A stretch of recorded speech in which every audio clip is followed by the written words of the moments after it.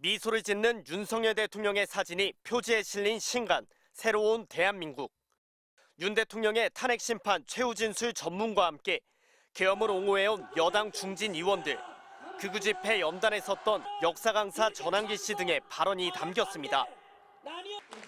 윤 대통령 지지자인 심평 변호사는 최근 출간 소식을 전하면서 보수 괴멸의 현실을 직시하며 무엇인가 해야겠다 결심했다고 밝혔습니다. 그러나 정통 보수를 자처하는 원로마저 망상의 집합체라고 일축합니다.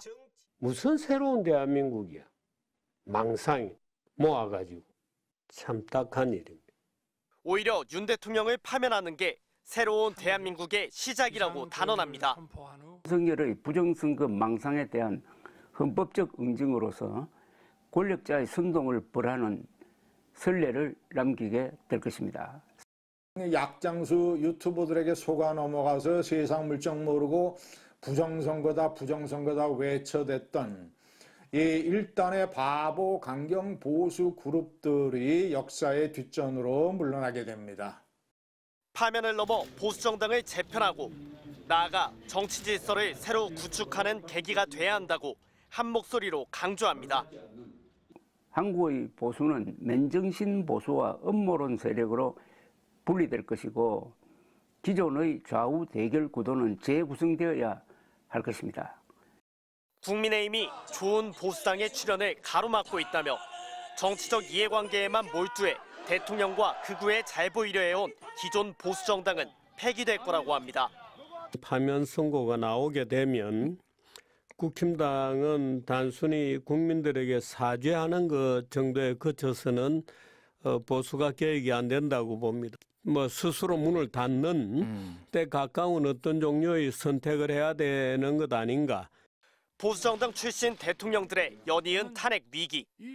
원로 논객들은 지금이 보수 정치를 되살릴 기회라고 역설합니다. MBC 뉴스 윤수환입니다. 원로 보수 논객으로 손꼽히는 조갑재 전 월간조선 편집장. 12.3 비상계엄 직후부터 윤석열 대통령은 역적이고 국민의힘은 이적단체라며 강도 높게 비판했습니다. 오늘은 대통령 파면이 역사의 순리라고 말했습니다. 계엄 사태의 본질은 윤석열 대통령의 민주공화국에 대한 공격이고 그런 점에서 역사 발전에 대한 반동이라고 할 것입니다.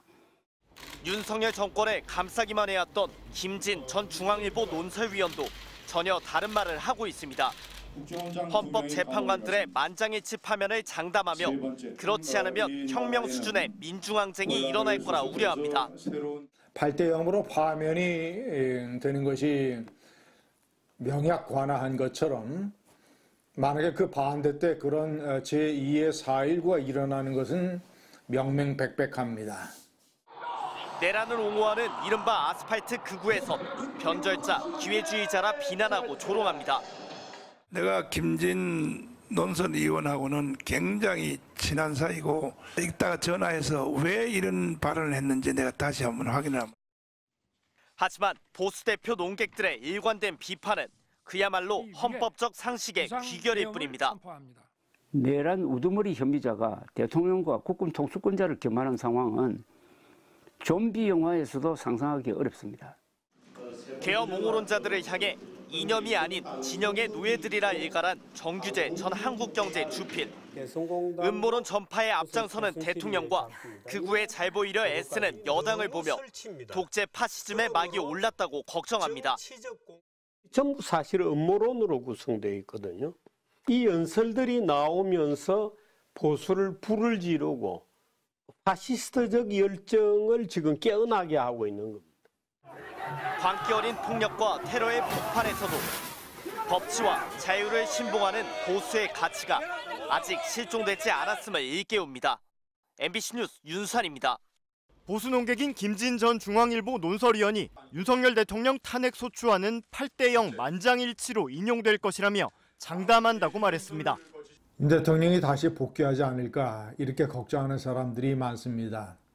그런데 제가 다시 한번 장담을 드립니다. 8대0으로 파면이 될 것이고. 김 전 의원은 만에 하나 파면이 기각된다 해도 4.19 혁명 때처럼 민중들의 성난 시위가 일어나 윤 대통령을 끌어내릴 것이라고 내다봤습니다. 탄핵이 기각됐을 때 벌어질 시위는 파면 시 예상되는 극우들의 시위와는 차원이 다르다며 윤 대통령은 결국 며칠 내 하야할 수밖에 없을 것이라는 전망입니다. 아마도 서울역에서 용산 그리고 많게는 한강까지 이 용산 대로를 가득 메울 것입니다. 수십만의 인파가 그래서 용산 대통령실과 관저로 몰려갈 것입니다. 그러면 그것을 통제할 수 있겠습니까? 김 전 의원은 그러면서 경찰과 대통령 경호처도 시위를 제대로 막을 수 없고 오히려 시민들의 협조할 가능성도 있다면서 젊은 경찰들도 분노를 가지고 있기 때문에 시위대에 길을 터줄 수 있다고도 말했습니다. 또한 윤 대통령이 2차 계엄을 시도하더라도 이번에는 국무위원부터 협조하지 않을 것이고 군도 명령을 따르지 않을 것이라고 전망했습니다. 군 장병들이 지난 계엄 때 이용당해서 어떻게 순환을 겪었는지를 생생하게 지켜봤는데 그들이 윤석열 대통령의 부당한 제2계엄령에 따르겠습니까?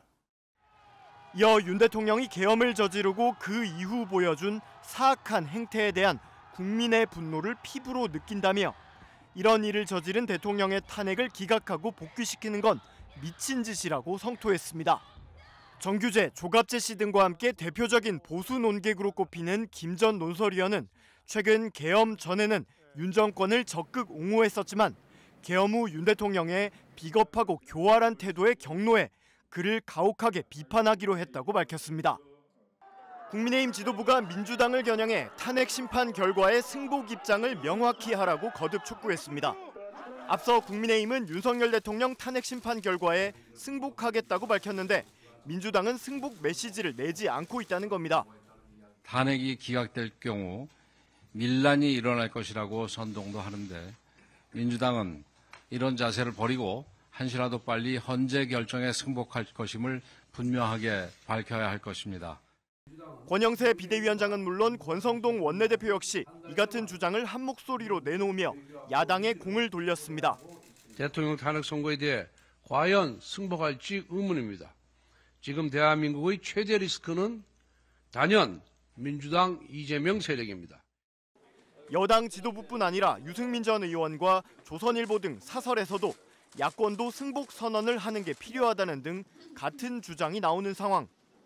그러나 이와 관련해 대표적인 보수 원로 논객으로 꼽히는 조갑재 전 월간조선 편집장은 승복은 가해자인 윤석열만 하면 된다며 피해자인 야당과 국민을 끌어들이지 말라고 일갈했습니다.